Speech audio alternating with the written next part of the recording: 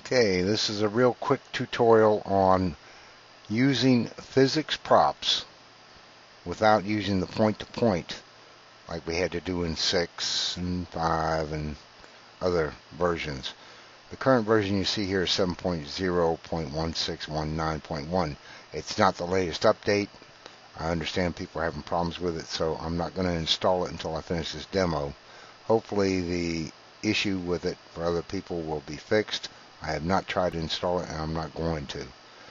So this is the current version that you see here. I'm going to go ahead and turn that image layer off.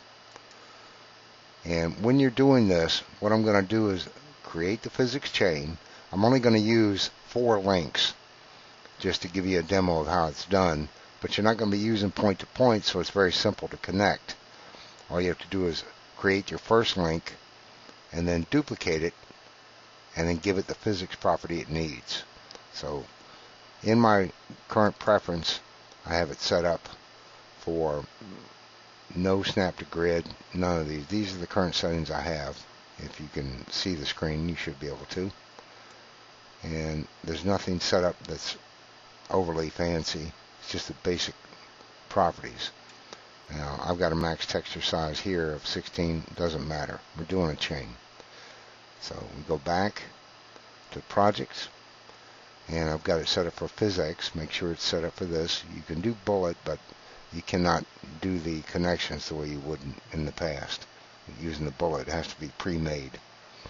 I'm going to bake the animation, which means I can turn off the physics in bi-frame mode, which is what you should be in here. Not real time, bi-frame, to make sure that it works properly and the pieces react the way they should. I go up here, and I've got it set for traditional. I'm going to change it to PVR later. Don't have to. Traditional is fine for a demo purpose. You can change it to PVR if you like. I'm not going to. So this is basically what we're going to do here. Okay.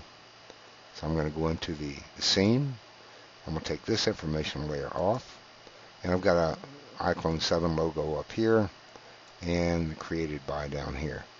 If I go to the project settings itself, I come down. I'm just going to activate the background or the image itself for the background. Now I go into my content, and I've already got this created. If someone wants the link, all they've got to do is ask me for it. You can use or create your own. I go over here to custom props. I've got physics props. I've got the physics chain, and I've got a plane I'm going to use as a static dummy so that it can be used to show you that the chain does react to objects around it. It's just going to basically slide the chain off, and the dynamic links will react to this physics plane because it's static. It's not going to go anywhere. So I'm going to go ahead and load that into the scene. You'll see it here. Hit front, and we're going to do C to bring it down, and there's your plane. It's a dummy, so I press Control D, it goes away. Press Control D again, it shows up. It will not render because it is a dummy. So I'm going to bring my camera down here. See, bring it up to just see it. And then I'm going to bring the chain link in. I'm going to use, like I said, 4, possibly 5 chain links here. So I've got one set. It's a physics chain link. It's already set for dynamic. You can change the properties anywhere you want along the timeline. So I'm going to bring that in, and you'll see the chain link is here. Now, if I hit F, I'm on a preview screen, it's going to bring it up here. I'm going to modify it. I've got it real-time smooth because I get a flashing at times when I don't have it real-time smooth. So now it's fine. I don't know what it was. Could have been anything causing it. But I'm going to leave it at real-time smooth, and I'm going to need 5 links. They don't have to be dynamic. You'll see that here in a second. I'll open up the scene. I've got a chain link for physics. I'm going to take this chain. I'm just sliding the camera over right now so I can duplicate it and hit the letter W. I've got it centered on this link. If you're going to hit modify, you can see that the pivot is set for the center. You can do it here or here. It's up to you. But I'm going to be rotating this when I move it. So I press Control, drag, move that chain over, get it just where it does clear the other one on this loop here at the end. And we're going to hit letter E. And you can do a snap to if you want to under your preference. You can do a snap to grid, snap to model, or angle snap.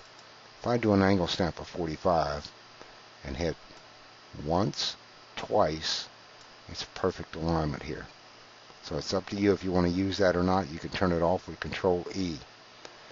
I'm going to go ahead and keep it on. It's fine. Now I'm going to hit Q to select those two. I'm going to duplicate it again. Press W. It's going to duplicate both links. Control, drag, and we'll bring those over right here. Okay. Now we hit C. You can see how close we got. Not bad. It's pretty good alignment. Now if we only need one more or two more, we can do two more. Hit W, duplicate that again. Control, drag. And if you turn the first one, it just continues and your chain will continue to react. Okay. All of these are set for dynamic. Now if you go over to your physics properties for each one, these are all dynamic now. So if I go into the scene and I click here to choose this one and shift, click this one, then I can go to the physics for all of these and make the physics the same. Now my elasticity is down, damping I've set to 4, friction is at 10, and mass is at 3. It's a self mesh for each one. You can rebuild the self mesh for all of them. And I don't have any changes here. But under your project settings, go down to your physics here and take a look at your world scale. Now I've had to in some projects reduce this down to 4. I'm going to leave it at 5 now just to see what's going to happen. And I'm going to hit by frame. Each one of these chains is they're all dynamic. There's no kinematics in here to hold them up. So they're probably going to hit this plane at the bottom. So I'm going to hit X and come up. Hit C, rotate. And then I'm going to hit the space bar to record on the timeline these chain links. If you hit F3 to bring up the timeline, or hit it down here, it's up to you. Each one of those chain links should appear in the timeline because it's object related. What we want to look at, we don't really need this project here. I'm going to take that out. What we really need to look at is the animation that's being recorded and the rigid state if you want to change it.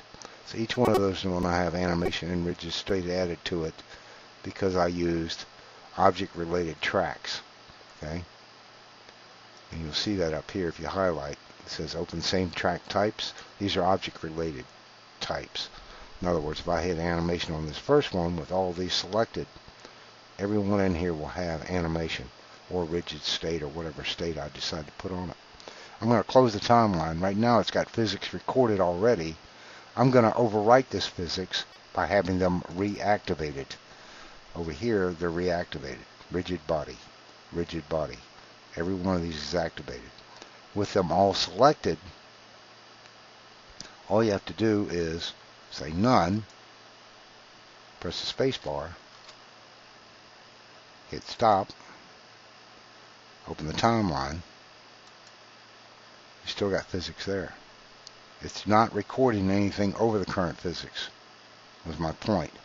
So if you want to record over those, we'll go out to say 500 frames. You'll notice this physics properties. I'm just going to reduce this down to one link so you can see it and the chain react. We're not going to change rigid state here.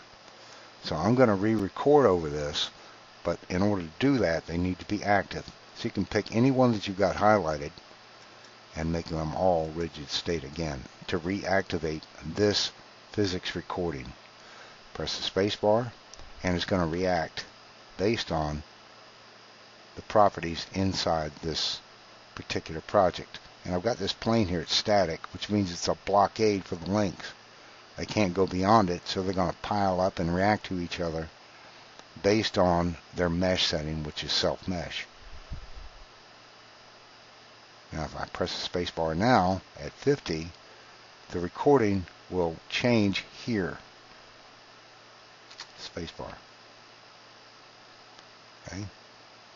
And you'll notice all of it disappeared, but if I come up on the timeline and I zoom in on it, you'll see it only goes to this frame. This is where it stopped recording.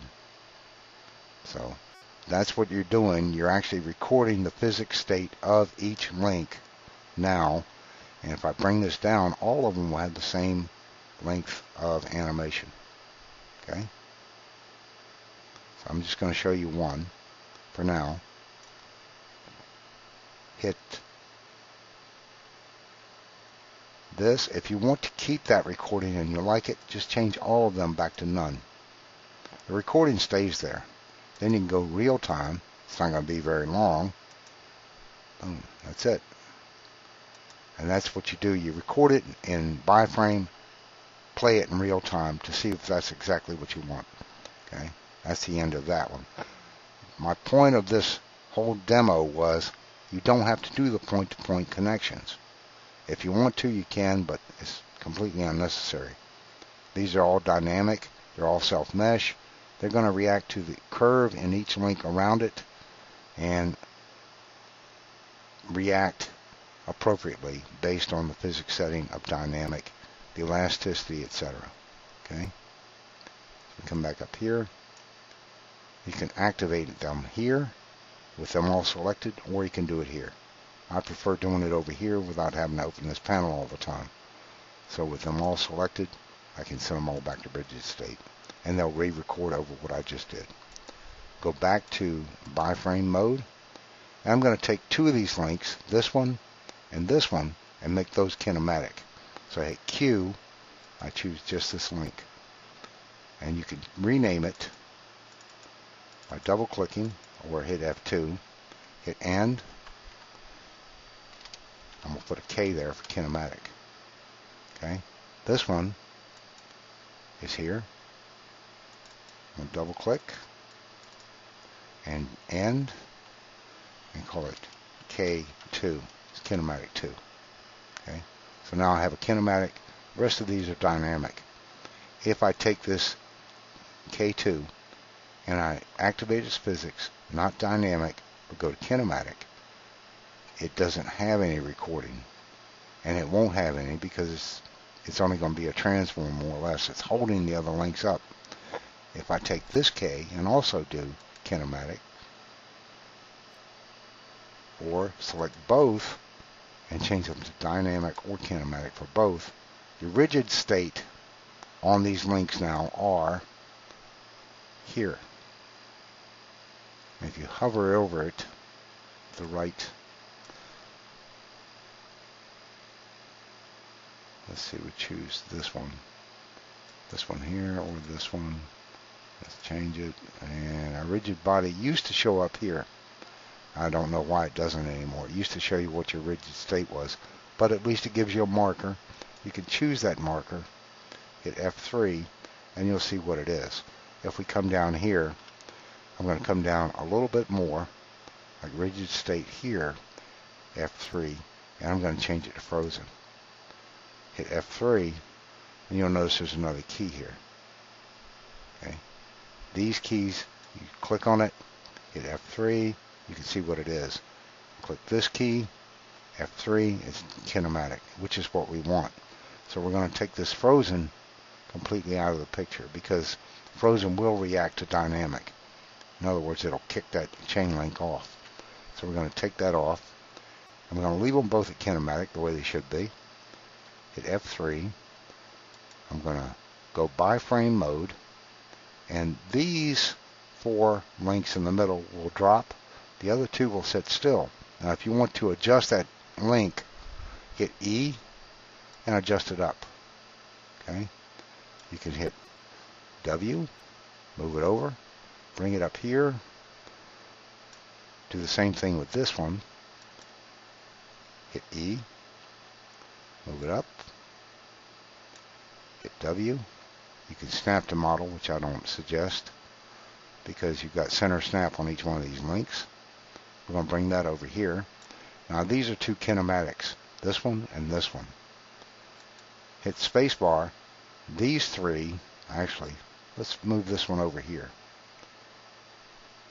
That way these chain links, this one will fall in, and we can move this one over here like this, a little closer. That way we've got more reaction from the other one. And we'll hit spacebar.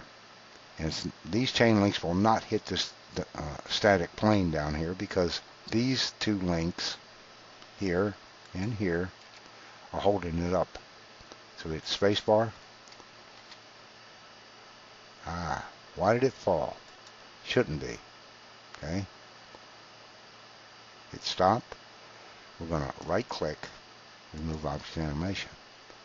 Press bioframe, kinematic. There you go. It was using the recorded animation. There it goes. The other chains are going to stay there and react to the two kinematics in place. So remove all animation when you change it back to kinematic. That way it clears the line. You can do the same thing for all the other links if you wish. That's it. That's as simple as that. You put those in there, self-mesh, no point-to-point connections, as we've done in the past and I've provided in the past.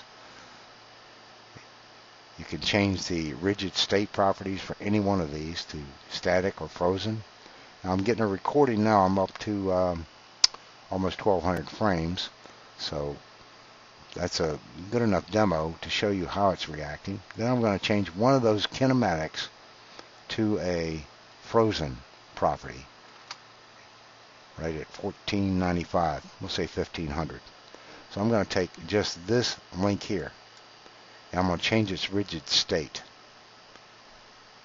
to frozen. Okay. Open up the timeline. It's going to show me that one is K2, and we've got a new rigid state property here. Okay.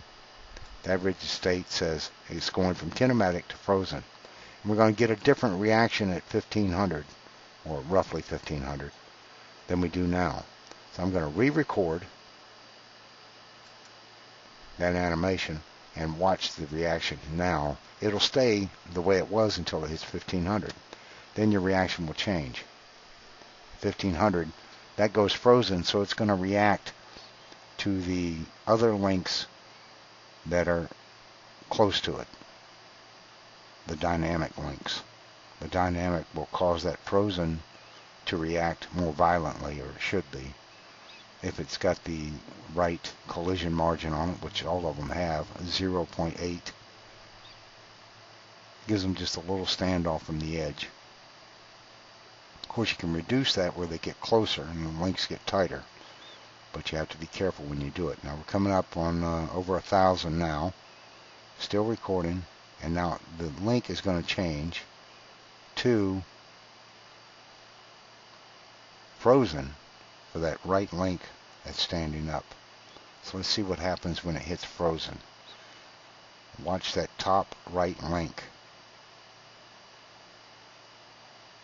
Got about 80 frames to go. And now it's frozen. It's going to stay. It's going to react. It's going to stay linked, but it's going to stay reactive. Okay? And the chain is going to start to swing now because you've released it from its kinematic hold.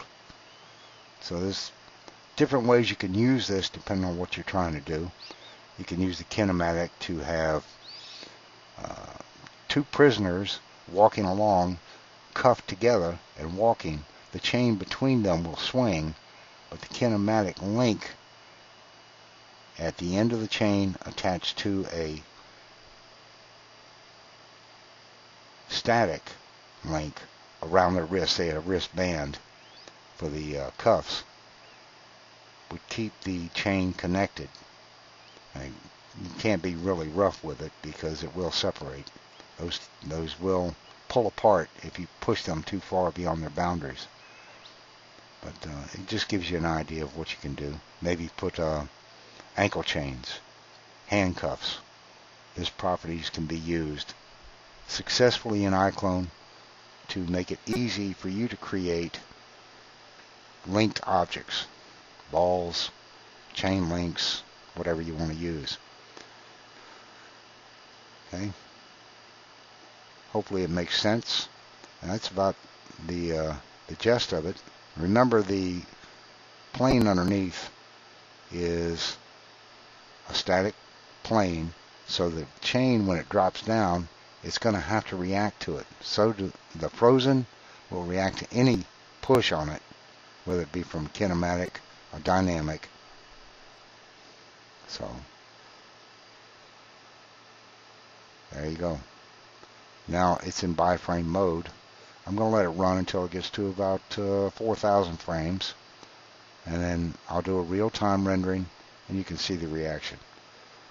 I'll give a link on YouTube down in the comments section to the chain link if you want to use it. It's a remake of a new one. I put a weld point on it, so you can offset it and do whatever you need to do. Most chains are welded at links, so it's a little bit more realistic, I guess. And we're at 4,000 right about now. Okay, 4,001. It's good enough. So that's going to be my render range. I'll just bring this back. It's close enough. Give me a little bit extra. I go real time. Come up here and choose all these links and the blank plane. Doesn't matter. We're not going to need any recordings here anyway. So I press Shift. Shift. Select all of them and turn all their properties back to none while it's still at the end of the recording. And we can go real time. Hit stop, and here's a real time playback. It's a lot faster than bi-frame mode, but you'll see the difference. And if I take this, hold on, let me show you something else. If I take this blank plane right now, it's real-time smooth set as a dummy. It still works with the physics applied to it. It's not active now because I've deactivated it, but if I press Control D to get rid of that, you'll still see the chain reactions work on as if the plane were still there, because I turned off all physics properties to everything in the scene after the recording was done the way to my satisfaction. Once this plays out, that'll be the end of the clip. We're coming up on 1,000, 2,000. Chain's reacting. It's reacting to forces built into the physics engine. And it drops, hits that plane, drags across it, and there you have it. Okay. Real-time mode. And it's just going to lay there. Now you can leave it there. You can use it again and again. You can save this as a group if you wish to, with all the physics disabled, and then it will do it every time you put it into the project. So it's up to you how you use this item. Entirely up to you. But you can reuse these with all the current recordings on it. Of course, for most projects you're going to have to re-record anyway. So saving it as a group is not going to do you a whole lot of good. But saving it as a project will.